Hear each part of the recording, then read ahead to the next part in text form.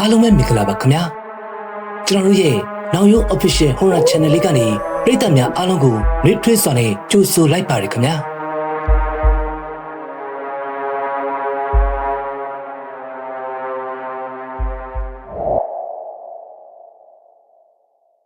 ကျွန်တော်ယနေ့တင်ဆက်ပေးမှာကတော့စိုင်းဆရာနောင်ရုံစေးမပြည့်မှန်အားအခြေပြုပြီးပြန်လည်ရေးသားထားတဲ့ဘုံကြီးကျောင်းတွေကတစီတည်းပြည့်စံများအကြောင်းပဲဖြစ်ပါတယ်ခင်ဗျာဘုံကြီးကျောင်းတွေကတစီတည်းပြည့်စံများ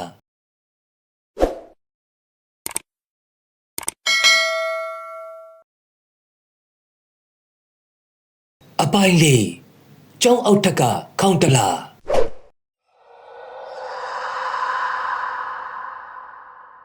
ရွှေမြကျကျောင်းတက်ကြီးကတိုက်ကန်နှစ်ထပ်ကျောင်းတက်ကြီးဖြစ်ပါတယ်ရှေ့ကတိဆောက်ခဲ့စဉ်ကကျွတ်တဲ့ကျွတ်တိုင်များကိုအသုံးပြုပြီးတစ်သားကျောင်းတော်ကြီးအဖြစ်တိဆောက်ခဲ့ပေမဲ့ဒုတိယကမ္ဘာစစ်အတွင်းမှာတော့မူလကျောင်းကြီးမှာဘုံနှံထိပြီးမီးလောင်ပျက်စီးခဲ့ရပါတယ်ဒါကြောင့်စစ်ကြီးပြီးဆုံးသွားကမှရွာသားတို့ဟာကျောင်းတော်ကြီးကိုယခုရှိနေတဲ့တိုက်ခံပြင်တောင်နှစ်ထပ်ပုံစံပြန်လည်တိဆောက်ခဲ့ကြတယ်ကျောင်းတက်ကြီးရဲ့အပေါ်ထပ်မှာတော့ကျောင်းနိုင်ဘုံကြီးတရင်သုံးကြပါတယ်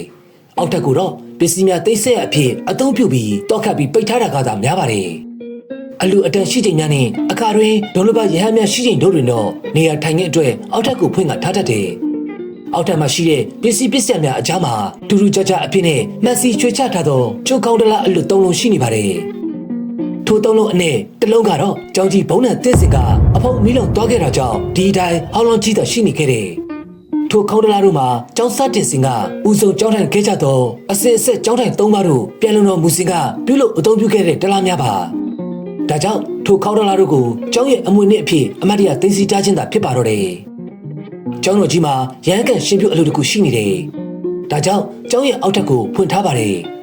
ကိုရင်ကျောင်းသားတို့ကပျော်ရွှင်နေကြတယ်အလူကြောင့်သူတို့စာမတင်စာမန်ကြရဘူးဘုန်းကြီးအလုရှုပ်နေသည်ကသူတို့အတွက်ကစားချိန်ပိုရစေခဲ့တယ်အခုလေကိုရင်များနဲ့ကျောင်းသားတတိုက်တို့ကျောင်းဝင်းအတွင်းမှာတူတူပုံနဲ့ကစားနေကြတယ်ကျဲဝင်လာတဲ့ကျောင်းဝင်းကြီးကြောင့်ရှာရဖွေရလွယ်ကူစရန်ပုံအောင်မဲ့ဧရိယာအကျယ်ကိုတော့သူတို့ကန့်သက်ပြီးတတ်မှတ်ထားကြပါတယ်အမဆင်ပြေပြီတူတူလိုက်ရှာပြီဟဲ့ရှာဖွေသူအလက်ကျတဲ့ပြူချက်ကပုံနေသူများကြားစီရန်အော်ဟစ်အတိပေးလိုက်တယ်ပြီးတော့ကျောင်းတောင်မှာရှိတဲ့တက်မတ်ရတိုင်ခေါ်မယမ်းမေစီကအသာခွာပြီးအနီးအနားဝင်းကျင်စီမရက်တည်းလိုက်ရှာတော့တယ်ပုံသူမမိခင်ကတော့ပြူချက်စိတ်အေးလက်အေးရှာနိုင်တယ်သို့တော်လည်းပုံသူတယောက်ဖမ်းမိပြီးတဲ့နောက်မှာတော့ပြူချက်လည်းစိတ်အေးလက်အေးမရှာနိုင်တော့ဘူးအနောက်ကတိုင်ရှိရကိုမကြခဏလှည့်ကြည့်ရတယ်ရှာရင်ဖွင့်ရင်သူ့ရဲ့အလစ်မှာအခြားမမီသေးတဲ့ပုံသူတယောက်ကတိုင်လာခောက်သွားရင်သူသာလျှင်ရှာဖွေသူပြန်ဖြစ်ပြီးကစားပွဲကိုအစကပြန်ဆရတော့မယ်အခုတစ်ခေါက်တွင်မဲ့သူကြီးအလက်ကျနေသည်မှာ၃ခေါက်မြောက်ဖြစ်နေပါပြီစကစားစဉ်ကလေးကသူရှာနေရသည်မှာအခုထိအလက်မပြီးနိုင်သေးဘူးရှာလိုက်ဖွေလိုက်အားလုံးပြီးကနေရင်တိုက်ကောက်ခံရလိုက်ဖြင့်ပြည့်ချက်တယောက်လုံးလက်ချလက်လိုက်နေခဲ့ရတယ်ဟိုးမအောင်မဟာဟိုးဘကအိုခဲပုံအကွယ်မှာကိုရင်ရေဝဒပြည့်ချက်တိုက်ကောက်တဲ့ကိုကျေလောင်စွာပေးလိုက်တယ်ဘိုင်ရအကက်ဆုံးနှစ်ယောက်ကိုမိလိုက်ပြီးမို့ကျန်လူတွေကိုသူ့ရှောက်ဖို့မခက်တော့ပါဘူးအောင်မနဲ့ကိုရင်ရေဝဒတို့ပုတ်ကွက်နေရာကနေရှုံးမဲ့ကထွက်လာနေကြတယ်ပြည့်ချက်ကျင်းနှက်ဆန်နဲ့သူတို့ကိုလှောင်ရဲပြုံးပြပြီးကျန်လူများကိုဆက်ရှာလိုက်တယ်ပြည့်ချက်တင်ထားတဲ့အတိုင်းပဲကြံလူများမှာအောင်မတ်တို့လောက်မလင်ချသူများမို့ခဏအတွင်းမှာမိသွားခဲ့ပါတယ်အားလုံးအကုန်မိခဲ့ပြီမို့ပြည့်ချက်လိုက်ရှာသူအဖြစ်ကလွတ်ခဲ့ပြီအလက်ကျလိုက်ရှာသူအဖြစ်ကြသူကတော့အရင်ဆုံးရှာတွေ့ခံခဲ့ရသူခင်ကျော်ပါငါ30 ခင်ကျော်ရဲ့အမတ်စင်ရေရွတ်တန်ကပြည့်ချက်အတွက်စိတ်ကြည်နဲ့ချင်စရာကောင်းလုံးလာတယ်ကြံသူများပုံအောင်ရအတွက်ပြေးလွှာကုန်ကြပြီပြည့်ချက်လည်းနေရာကနေပြေးထွက်ခဲ့တယ်ပြေးတာပြေးခဲ့ရတယ်ဘက်စီမှာပုံရမယ်မှန်ပြူးချင်မသိဘူးခင်ကျော်ရဲ့အမတ်ရင်းနေမှုကမကြမီပြေးတော့မယ်ချေဦးတက်ရပြေးထွက်ရင်ကျောင်းအောင်ဖက်သားစီကိုပြူးချက်ရောက်လာခဲ့တယ်ဒါကြောင့်ကျောင်းအောင်ထက်စီပြေးဝင်လိုက်တယ်အမှန်တော့ထိုနေရာကသူတို့တတ်မှတ်ထားတဲ့စီးတဲ့ကြော်လုံးနေပါပြီသို့တော်လည်းပြူးချက်ကဒါကိုဂယုမထားနိုင်ခဲ့ဘူးသူ့လည်းပြန်မချဖို့ကိုသာအာယုံဆိုင်မိနေတယ်ပြူးချက်အတွက်ကံကောင်းစွာနဲ့ပဲကျောင်းအောင်စီမှာလူသူရှင်းနေတယ်ပြူးချက်လည်းပစ္စည်းပုံများဂျာရက်စီဝင်ရင်ပုံစံနေရာကိုရှာဖွေလိုက်တယ်။တောင်နေရာစီကခေါင်းတလား၃ခုကိုပြူးချက်မြင်တွေ့လိုက်တယ်။ထိုခေါင်းတလားတို့ကကျောင်းမှာမကြခဏဆိုသလိုပဲသူတို့မြင်တွေ့နေရတဲ့အရာပါ။ပြူးချက်အတွက်တော့အမြင်ရင်ပါနေပြီ။ ဒါအပြင်ပြုချက်ထဲမှာကြောက်စိတ်လန့်စိတ်မရှိပါဘူးပြုချက်ကတစစ်သေးလုံးဝမကြောက်တတ်ဘူးအောင်မတ်တို့သာတရေကြောက်ခံရဘူးတဲ့ပြုချက်တကားမှမကြုံဘူးသေးဘူးမကြုံဘူးသေးတော့ကြောက်ရလိုက်ရမယ်မှန်ပြုချက်မသိနိုင်ဘူးဟိုမှာဘာဘူးဟဲ့တွေ့ပြီဘာဘူးခင်ကျော်ဘာဘူးကိုမိတဲ့အတန်မသိစိတ်ရဲ့စစ်ဆုံမှုကြောင့်ပြုချက်မှာပွင့်နေတဲ့ခေါင်းတရစီကိုဝင်ရောက်လှဲချလိုက်တော့တယ်တကယ်ဆိုဘယ်လိုပဲတွေ့အရင်မိထားသူရှိခဲ့ပြီမို့ပြုချက်ရှာဖွေသူအလက်မကျနိုင်တော့ပါဘူးတိုးတော်လေအခုမှအလက်ကလွတ်ထားပြီးနောက်တစ်ချိန်ပြန်ကြမှာကိုစိုးရိမ်လုံးနေတဲ့ပြုချက်ကတော့ထိုအရာကိုသိချမတွေးနိုင်အားခဲ့ဘူးခေါင်းတလာတဲ့လက်ချပိုးအောင်နေလိုက်စဉ်ချက်ချင်းတော့ထူးထူးခြားခြားဘာမှမဖြစ်သေးပါဘူးဒါပေမဲ့အချိန်အနည်းငယ်အကြာမှာတော့နဘေဝန်းကျင်ကကြားနေရတဲ့အတန်ပလန်များရုပ်ချတိတ်ဆိတ်သွားတယ်ပြုချက်မသိစိတ်ရဲ့စစ်ဆုံမှုကြောင့်မျက်လုံးကိုဖွင့်ကြည့်လိုက်တယ်သူ့ရဲ့ပတ်ဝန်းကျင်ကြီးတစ်ခုလုံးမှောင်မိုင်းလို့ခန္ဓာကိုယ်ကိုလှုပ်ရှားရန်ကြိုးစားလိုက်တယ်ဒါပေမဲ့လှုပ်ရှားလို့မရခဲ့ဘူးထိတ်လန့်တကြားနဲ့အော်ဟစ်လိုက်ပေမဲ့လေအတန်ကလေချောင်းစီမှာတစ်ပြီးအပြင်ကိုထွက်မလာခဲ့ဘူးပြုချက်အကြီးအကျယ်တုန်လှုပ်သွားခဲ့တယ်သူဘာဖြစ်သွားသည်ကိုသူ့ဘာသာတွေးပြီးနားမလည်နိုင်ဖြစ်နေတယ်သူတေးသွားခဲ့တာလားမဖြစ်နိုင်ဘူးခုနကတည်းသူကတငယ်ချင်းတွေနဲ့အတူတူသူ့ပုံတိုင်းစော်ကစားနေခဲ့တယ်အလင်းရောင်လည်းရှိနေသေးတယ်သူ့ပုံအောင်ရင်ကော်ရလာကြီးစီကိုဝင်လိုက်စဉ်အခုလိုဖြစ်ရမျိုးကြုံရချင်းဖြစ်ပါတယ်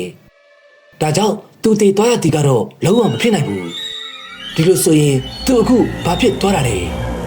အဖေကထောက်မလာခဲ့ဘူးပြုကျဲစိတ်နဲ့ခန္ဓာစီကိုစိုးရင်ကြောက်လန့်မှုများကြီးစိုးလာရပြီငိုကြွရန်စူးစမ်းကြည့်တယ်ပါတက်စီကမဲရဲ့စီကြောင်များကြားလာသည်ကိုသိရှိခန်းစားမိတယ်သူ့ရဲ့ခန္ဓာခြေလက်တို့ဒီကတော့လှုပ်ရှားလို့မရဘူးကြောက်ရွံ့ပေါ်မှာဖြစ်နေခဲ့တယ်ကျောင်းတော်ကြီးမှာရှိတဲ့လူသူရဟန်းများအားလုံးရုပ်တသက်ဖြစ်နေပါတယ်ဘုန်းကြီးကျောင်းသားပြုချက်တယောက်ပျောက်ဆုံးနေခဲ့တယ်နေ့လယ်ပိုင်းအချိန်ကအခြားကိုရင်ကျောင်းသားများနဲ့တူပုံတိုင်းစွန့်ရင်ကျောင်းသားပြုချက်မှာရုတ်တရက်ပျောက်ဆုံးသွားခဲ့တယ်ပျောက်လေပျောက်ချင်းဘသူကမှမသိကြဘူးအတူကစားနေသူများကလည်းရွာတွေကမိဘအိမ်စီကိုပြန်သွားခဲ့သည်ဟုထင်မိခဲ့ကြတယ်ညနေဆောင်နေဝင်ချင်းကျောင်းမှသာကျောင်းကိုပြန်မလာလို့အိမ်ကိုလိုက်တော့မှတစ်ကျောင်းကိုစင်တီးရပြီးအသေးအတန်လိုက်ရှာကြရတော့တယ်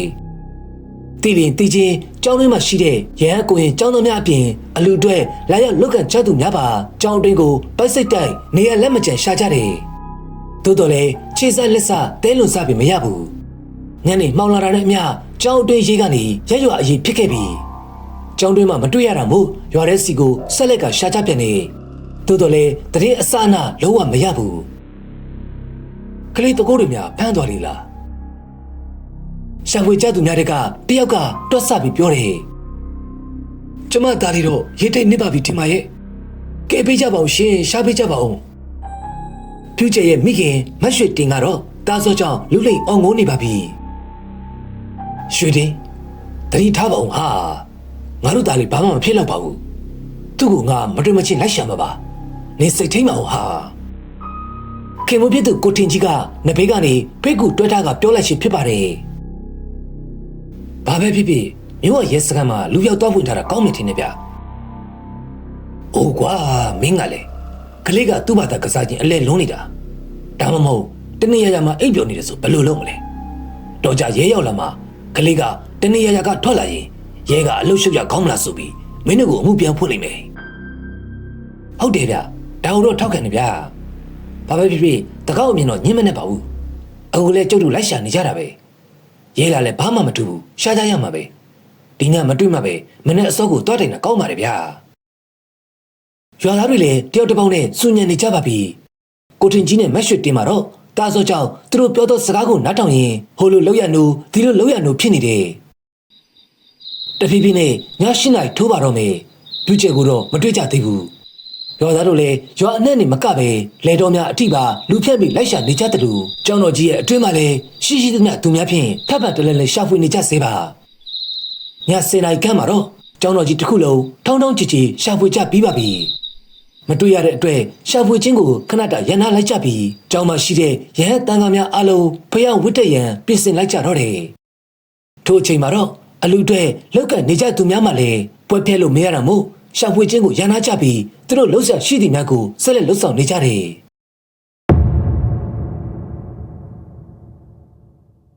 အရှင်ဖေအရှင်ဖေအရှင်ဖေရဲ့တပည့်ကကျောင်းအောက်ကခေါင်းတလားကြီးထဲမှာရှိနေပါတယ်ဖေသူ့ကိုကျောင်းအနောက်မယမ်းပင်မှာနေတဲ့အကောင်ကြီးကချုံနှောင်ထားတယ်ဖေအမြဲဆုံးတွားရှာပြီးကဲတင်ပါဖေအမြောက်ဝင်းနေစဉ်ကျောင်းနဲ့ဆရာတော်ဤအာယုံစီမှာဖိုးသူတော်တပါးဤပုံတရံဖြတ်ခနဲ့ပေါ်လာပြီးအတန်ကိုလည်းကြားလိုက်ရတယ်ဒါကြောင့်ဆရာတော်ကဖះဝိတ္တတိအမှုပြီးဆုံးလာတယ်ဟေးအားလုံးပဲပြူးကျယ်ရှိတဲ့နေရာကိုငါသိပြီအခုပဲတွားရှာကြမယ်ဟဲ့ကိုရင်ပန်းနီတာနင်ကဖះရှိကပေးရည်ဘူးတွားဆွငယ်ဖုန်ကြီးကမိတ်မီချက်ချင်းကျောင်းစီကိုဆင်းသွားပါတယ်သူရဲ့အနောက်စီကကျောင်းမှာရှိတဲ့လူအကုန်လုံးလိုက်ပါခဲ့ကြတယ်ဖုန်ကြီးကကျောင်းအတက်ကိုဝင်တဲ့တကားတွင်ရက်လိုက်တယ်ကျောင်းအထက်မှာတော့အလူအတွက်လောက်ကနေကြသူများလည်းရှိနေကြပါတယ်ကဲဦးစင်းနှစ်ပါးလောက်ကပြုကျက်မိဘတွေကိုတွားခေါ်ခဲ့ကြည့်သူတို့သားကိုတွေးပြီလို့လည်းပြောလိုက်ပါဆရာတော်ရဲ့အမိန့်တန်အစုံဦးစင်းနှစ်ပါးထွက်သွားကြတယ်အလူအတွက်လောက်ကနေကြသူတို့ကစိတ်ဝင်စားနဲ့အနားစီကိုရောက်ရှိလာကြတယ်ကျောင်း၌ဖုန်ကြီးကဒံမင်းတလက်တောင်းယူပြီးအရှိဆုံးကနေအာနန္ဒန်ရဲ့တုတ်တော်ကိုအတန်ထွက်ရွတ်ဖက်ပြီးခေါင်းတလာကြီးများထားရစီကိုတွားပါတယ်ခေါင်းတလာများထားရဘက်စီကစုညံတမ်းများထွက်ပေါ်လာပြီးချစ်ချင်းပဲအတန်များငြိမ်သွားတယ်ဟာတွေ့ပြီဟဲ့တွေ့ပြီပြုချက်တယောက်ညလုံးပြူးကြောင်ကြောင်ဖြင့်ခေါင်းတလာအတွင်းမှာဆက်ဆက်ကြီးရှိနေပါတယ်ဟာညနေကဒီထဲမှာလာရှာတာမတွေ့ပါဘူးအခုမှဘယ်လိုဖြစ်တာလဲအားတင်းစရာရေယုံမှုပါညနေကရှာဖွေသူများခေါင်းတလာများစီကိုပါရှာဖွေခဲ့ပါတယ်သို့တော်လည်းမတွေ့ခဲ့ကြဘူးသူ့ကိုအမြန်ထုတ်ပေးကြပြီးကျောင်းတော်ခေါ်ခဲ့ကြကိုတော်တို့ဘုန်းကြီးကမိန်ပြီးတာနဲ့ဘေးတော်ကိုဆက်လက်ရွတ်ဖတ်နေပါတယ်ဦးစင်နှစ်ပါးကပြုတ်ချက်ကိုခေါင်းတလာတွေကထုတ်လိုက်ကြတယ်ပြီးတော့ကျောင်းပေါ်စီကိုဝှက်ချီသွားကြတော့တယ်အပေါ်ရောက်တော့ဖះเจ้าဆောင်အရှိနာစီမှာပြုတ်ချက်ကိုချထားလိုက်ကြတယ်ကိုရင်ပန္နိတာပေးရည်ဘူးပေးဘုန်းကြီးကအာနန္ဒန်ရဲ့တုတ်တော်ကိုရုပ်ဖတ်ပြန်လေပြီးဘေးရင်နဲ့ပြုတ်ချက်ကိုတောက်လိုက်တယ်ကဲကြပါဦးပြုတ်ချက်တတိယလာပြီးအော်ဟေရင်ရှာချစ်တဲ့ငိုပါတော့တယ်ဟဲ့ပြုတ်ချက်နင့်ကိုငါတို့ကဲလာခဲ့ပြီမကြောက်နဲ့တော့ဖုန်ကြီးရဲ့အတန်ကြောင့်ပြုတ်ချက်ပတ်ဝန်းကျင်ကိုအတာငဲကြည့်တယ်အချိန်အကြာကြီးမလုံးမရှက်လဲလျောင်းနေခဲ့ရတာမို့သူ့ရဲ့ခန္ဓာကိုယ်ကမလှုပ်ရှားနိုင်သေးပါဘူးဘုန်းကြီးဗျာတပည့်တော်ကဲပါဦးဗျာအေးနင့်ကိုကဲထားပြီဘာမှမစိုးရင်နေတော့ကြားလားဘုန်းကြီးရဲ့စကားကိုကြားတော့ပြုတ်ချက်ကောင်းကြီးပြတယ်ကျောင်းပေါ်နဲ့တော့လူများပြည့်နေပါပြီအရှိဆုံးမှာတော့ဦးစင်းများနဲ့ကိုရင်များရှိနေကြတယ်အားလုံးရဲ့အလဲမှာတော့ကျောင်းတိုင်းဘုန်းကြီးနဲ့ပြုတ်ချက်လိုမိသားစု3ယောက်ပြုတ်ချက်ကဘုန်းကြီးတန်ကိုဖိချောင်းကုံစင်ကိုရှောက်တင်နေပါတယ်နားထောင်နေရသူတို့မှာတော့ပြုတ်ချက်ရဲ့ဖြစ်စဉ်ကိုကြားမိကကျောင်းများပင်ချမ်းမိသလိုခန်းစားမိကြတယ်တပည့်တော်ရဲ့အဖြစ်ကတော့အဲ့ဒါပါပဲဖေ။ဆရာတော်ကခေါင်းကိုတစ်ဆက်ဆက်ညှိကတော်သေးတာပေါ့။နင့်ကိုဖိုးသူတော်ကြီးတာမခဲ့ရင်ဟိုအကောင်ကဘလောက်အထိဖွက်ထားပြီးဘာလုပ်မယ်မသိဘူး။ဖေ။တပည့်တော်ကိုဖိုးသူတော်ကကဲတင်နေဟုတ်လားရှင်ဖေ။ဘုန်းကြီးကခေါင်းညိတ်ပြပြီးသူအာယုံရခဲ့တာကိုပြောပြလိုက်ပါတယ်။အာလုံးထံကအာမိတ်ထိတ်တများအတီးတီးထွက်လာတယ်။ပြုချက်အတွက်သူတို့ဂိူးနာတက်မိနေကြတယ်ကိုထင်ကြီးနဲ့မက်ရှစ်တင်ကတော့တာပြစ်သူတေကန်မြောက်ခဲ့တဲ့အတွက်ပျော်ရွှင်မစုံဖြစ်နေကြတယ်ကျောင်းနိုင်ဘုန်းကြီးကလည်းခြေစွတင်လုံးတာကြောင့်ဦးအကျဉ်းချင်းချလို့မစုံတော့ပါဘူးထိုဖြစ်စဉ်နဲ့ပတ်သက်ပြီးနောက်ပိုင်းမှာတော့အမတ်တရသိဆက်ထားတဲ့ရှစ်လက်ရခေါင်းတလာကြီးများကိုရှင်းအောင်သူတေသနာဦးစီးမှုရုံးထံသို့ကျောင်းနိုင်ဘုန်းကြီးကဆက်သွယ်လှူဒန်းခဲ့ပါတယ်ပြုချက်ကိုတော့ညာတွင်ချင်းပဲသူ့ရဲ့မိဘနှစ်ပါးကစိတ်မချတော့တာမို့ကျောင်းနေကျောင်းစားဘုန်းကြီးကျောင်းသားအဖြစ်ကထုံးလို့တော့ပါတော့တယ်အခုဖြစ်စဉ်မှာကိုကြီးပေးခဲ့တဲ့ဖိုးသူတော်ကြီးကိုတော့ကျွန်တော် channel ရဲ့ပရိသတ်ကြီးတို့လည်းရင်းနှီးနေမိလောက်ပြီလို့ထင်မှတ်မိပါတယ်ခင်ဗျာ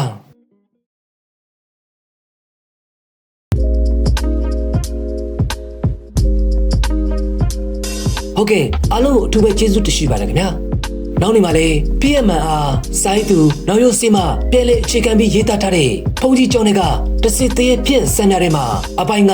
တိမ်ကျောင်းတွေကတောက်တဲ့ကြီးဆိုတဲ့စိတ်ဝင်စားဖို့ဇာတ်လမ်းလေးကိုလည်းဆက်လက်ဆောင်မြောက်အားပေးကြပါဦးခင်ဗျာ ဟုတ်ကဲ့အားလုံးကိုကျေးဇူးအထူးပဲတင်ရှိပါတယ်ခင်ဗျာမင်္ဂလာရှိသောနေ့ရက်လေးများပိုင်ဆိုင်နိုင်ကြပါစေခင်ဗျာ